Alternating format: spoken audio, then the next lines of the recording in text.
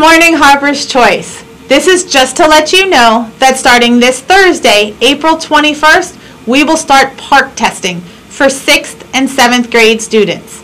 6th and 7th graders, you will be testing Thursday, April 21st, Friday, April 22nd, and then Monday, April 25th for English Language Arts.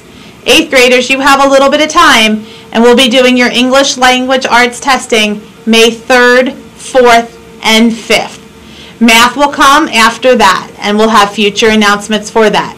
Please remember to bring a book or reading material to read once you are finished testing, because you will need to hand in your electronic devices such as your phone, iPod, Kindle, etc. Thank you, and get ready for PARCC testing. Good morning, Harper's Choice Middle School. I'm Brooke. Today is Tuesday, April 19th, 2016. Please stand for the pledge.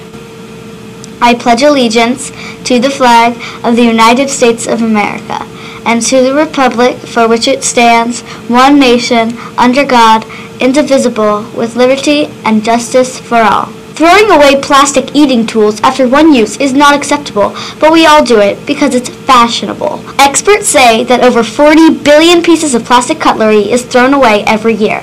That's just the USA. But that could potentially change thanks to Narayana from India.